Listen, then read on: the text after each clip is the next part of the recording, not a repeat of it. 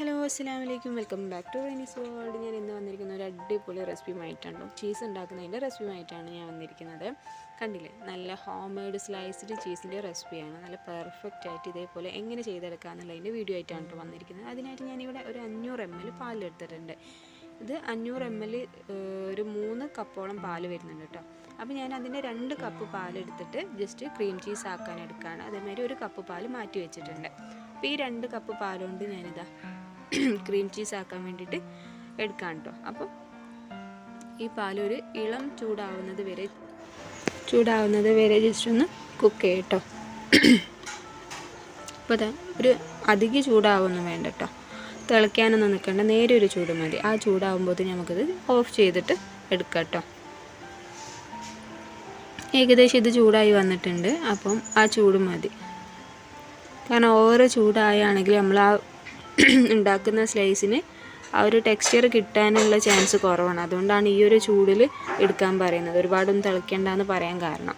അപ്പോൾ ഈ ഒരു ചൂടായതിന് ശേഷം ഇതിലേക്ക് ഞാൻ കുറച്ച് 2 സ്പൂണോളം വിനാഗിരി ഒഴിച്ചു കൊടുക്കാം കേട്ടോ. ജസ്റ്റ് അതൊന്ന് പിരിയാൻ വേണ്ടിയിട്ടാണ്. അപ്പോൾ വിനാഗിരി ഒഴിക്കുമ്പോൾ നമ്മൾ 2 സ്പൂണിൽ കിട്ടിയിട്ടില്ല എന്നുണ്ടെങ്കിൽ ഒരു 2.5 സ്പൂണോളമൊക്കെ ഒഴിച്ച് കൊടുത്തിട്ട് അത് നന്നായിട്ട് പിരിയുന്ന രീതിയിലേക്ക് ചെയ്തെടുക്കാം കേട്ടോ. അപ്പോൾ ഞാൻ 2 സ്പൂണോളം ഇതിൽ വിനാഗിരി ഒഴിച്ചിട്ടുണ്ട്. അപ്പോൾ പിരിയില്ല എന്ന് കണ്ടപ്പോൾ കുറച്ചും കൂടി ഒരു നുള്ളോളം വീണ്ടും ഒഴിച്ച് കൊടുത്തിട്ടാണ് ജസ്റ്റ് ഇതൊന്ന് പിരിച്ചെടുക്കുന്നത് കേട്ടോ.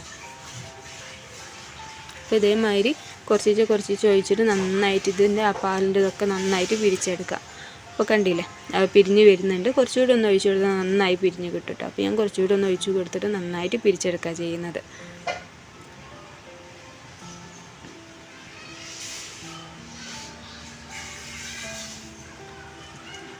കുറച്ചുകൂടി ഒഴിച്ചപ്പോൾ പെട്ടെന്ന് പിരിഞ്ഞ് വന്നിട്ടുണ്ട് കേട്ടോ. അപ്പോൾ എല്ലാം ഇതേമാതിരി നല്ല രീതിയിൽ എല്ലാം ഫുള്ളും അതിന്ന് വിട്ട് കിട്ടണം. അപ്പം അതിൻ്റെ വെള്ളം മാത്രമായിട്ട് വേറെയും കിട്ടും, അതേപോലെ തന്നെ അതിൻ്റെ ആ പിരിഞ്ഞത് വേറെ ആയിട്ട് കിട്ടും. അപ്പോൾ ആ ഒരു രീതിയിൽ എടുത്തിട്ട് വേണം ഇത് നമുക്ക് അരിച്ചെടുക്കാൻ വേണ്ടിയിട്ട്. അപ്പം ഇതെല്ലാം ഏകദേശം ഇത് അതേപോലെ സെറ്റായിട്ട് വരുന്നുണ്ട്. അപ്പോൾ ഇത് നന്നായിട്ട് ഒന്ന് മിക്സ് ചെയ്തെടുത്തിട്ട് നന്നായിട്ടൊന്ന് ആ ഒരു രീതിയിലേക്ക് എടുത്ത് മാറ്റും കേട്ടോ. കണ്ടില്ലേ, ഇതേമാതിരി കിട്ടണം. വെള്ളം വേറെ ആയിട്ടും അതിൻ്റെ ആ പാലിൻ്റെതെല്ലാം ഇതേപോലെയും കിട്ടണം. അങ്ങനെ അത് മാറ്റി വെച്ചിട്ട് നന്നായിട്ട് അരിച്ചെടുക്കട്ടെ. ആ വെള്ളം അധികം വേണമെന്നില്ല, ആ വെള്ളത്തിൻ്റെ ആവശ്യമില്ല. ജസ്റ്റ് ഒന്ന് മിക്സിയിലിട്ട് കറക്കുന്നതിന് മാത്രം ആ ഒരു വെള്ളം വേണമെന്നുണ്ടെങ്കിൽ യൂസ് ചെയ്താൽ മതി കേട്ടോ. അപ്പം അത് നന്നായിട്ട് ഒരു അരിപ്പ് വെച്ചിട്ടോ അല്ലെങ്കിൽ ക്ലോത്ത് വെച്ചിട്ടോ ഇതേപോലെ അരിച്ചെടുക്കട്ടോ. അതിന് ശേഷം ഈ അരിച്ചെടുത്തത് ഒരു മിക്സിയുടെ ജാറിലേക്ക് ഇതേമാതിരി അതിൽ വെള്ളമാണെന്നുണ്ടെങ്കിൽ ആ വെള്ളം കൂട്ടിയിട്ട് ഒരു 2 സ്പൂണോളം വെള്ളം ചേർത്തിട്ട് ഞാൻ ജസ്റ്റ് ഒന്ന് നന്നായിട്ട് കറക്കിയെടുക്കാം കേട്ടോ. കറക്കിയെടുക്കുമ്പോൾ മിക്സിയിലിട്ടിട്ട് കറക്കിയെടുക്കുമ്പോൾ ശ്രദ്ധിക്കണം, നന്നായിട്ട് പേസ്റ്റ് ആവണം കേട്ടോ. പെട്ടെന്ന് തന്നെ എടുക്കരുത്, കുറച്ച് നന്നായിട്ട് പേസ്റ്റ് രൂപത്തിൽ തന്നെ കിട്ടണം. ഇതാണ് ക്രീം ചീസായിട്ട് യൂസ് ചെയ്യുന്നത്.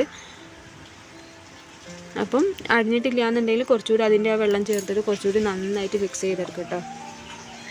അപ്പോൾ ഒന്നുകൂടി നന്നായിട്ട് ഞാൻ മിക്സ് ചെയ്തിട്ടുണ്ട്. കണ്ടില്ല, നല്ല ഫൈൻ പേസ്റ്റുമായി തന്നെ ആവണം, നല്ല പക്ക ക്രീം ചീസായിട്ട് തന്നെ കിട്ടണം കേട്ടോ.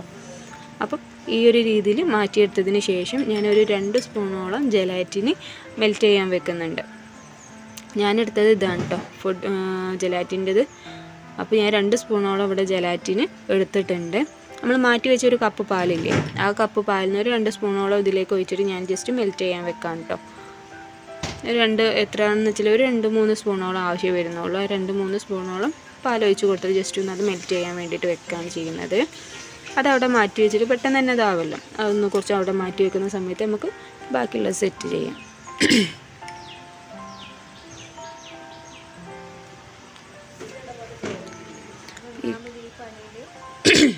അപ്പോൾ ഈ ക്രീം ചീസ് ഞാനിതാ ഇതിലിട്ട് കൊടുക്കാണ്ട് ചെയ്യുന്നത്. നമ്മൾ ആദ്യം പാല് തിളപ്പിച്ച പാത്രമില്ലേ, അതിൽ തന്നെ ഇട്ട് കൊടുക്കുകയാണ്. എന്നിട്ട് ആ ക്രീം ചീസിലേക്ക് നമ്മൾ മാറ്റി വെച്ച പാലും കൂടി ഒഴിച്ചിട്ട് നന്നായിട്ട് മിക്സ് ചെയ്തെടുക്കട്ടെ. അടുപ്പൊന്നും കത്തിക്കുന്നില്ല ഈ സമയത്ത്. ജസ്റ്റ് എല്ലാം മിക്സ് ചെയ്തതിന് ശേഷം മാത്രം ഗ്യാസ് ഓൺ ചെയ്താൽ മതി കേട്ടോ. അതിലേക്ക് ആവശ്യത്തിന് കുറച്ച് നെയ്യോ ബട്ടറോ കയ്യിലുണ്ടെന്നുണ്ടെങ്കിൽ അതും കൂടി ഒന്ന് ഇട്ട് കൊടുക്കുക. അതൊക്കെ ഒരു ടെക്സ്ചറിന് വേണ്ടിയിട്ടാണ്, ഒരു ഗ്ലേസിങ്ങും ആ ഒരു ഫ്ലേവറിനൊക്കെ വേണ്ടിയിട്ടാണ് ആ നെയ്യും കൂടി ചേർക്കുന്നത്. ഓപ്ഷണലാണ്, വേണമെന്നുണ്ടെങ്കിൽ ചേർത്താൽ മതി. കയ്യിലുണ്ടെന്നുണ്ടെങ്കിൽ നെയ്യോ ബട്ടറോ ഉണ്ടെന്നുണ്ടെങ്കിൽ അതും കൂടി ചൂസ് ചെയ്യുക. അതിനുശേഷം നമ്മൾ മിക്സ് ചെയ്ത് വെച്ച ജലാറ്റിനില്ല, അതും കൂടി ഇട്ടിട്ട് നന്നായിട്ട് മിക്സ് ചെയ്തതിന് ശേഷം മാത്രം ഗ്യാസിലേക്ക് അടുപ്പത്തേക്ക് വെക്കട്ടോ. നന്നായിട്ട് മിക്സ് ചെയ്യില്ലെങ്കിൽ പെട്ടെന്ന് ഗ്യാസൊക്കെ ഹൈ ഒക്കെ ആകുമ്പോൾ പെട്ടെന്ന് കട്ട കുത്തും. അപ്പോൾ കട്ട കുത്താനോ തിളയ്ക്കാനോ നിൽക്കണ്ട, പെട്ടെന്ന് തന്നെ ഓഫ് ചെയ്യട്ടോ. ജസ്റ്റ് ഒരു ലോ ഫ്ലെയിമിലൊക്കെ ഇട്ടിട്ട് ചെയ്തെടുത്താൽ മതി. അപ്പോൾ ജസ്റ്റ് എല്ലാം ഒന്ന് മിക്സായി വരുന്ന ആ ഒരു രീതി വരെ മതി കേട്ടോ. അപ്പോൾ ജസ്റ്റ് ഒന്ന് എല്ലാം കൂടി നന്നായിട്ട് മിക്സ് ചെയ്തെടുക്കുന്ന ആ ഒരു ചൂടാവുന്ന രീതി മതി, ലോ ഫ്ലെയിമിലിട്ടിട്ട് ചെയ്താൽ മതി. അപ്പോൾ എല്ലാം കൂടി നന്നായിട്ട് മിക്സ് ചെയ്തതിന് ശേഷം ഒരു കളറിനൊക്കെ വേണ്ടിയിട്ടാണ് ഒരു കുറച്ച് നുള്ളോളം മഞ്ഞൾപ്പൊടി ചേർക്കുന്നുണ്ട്.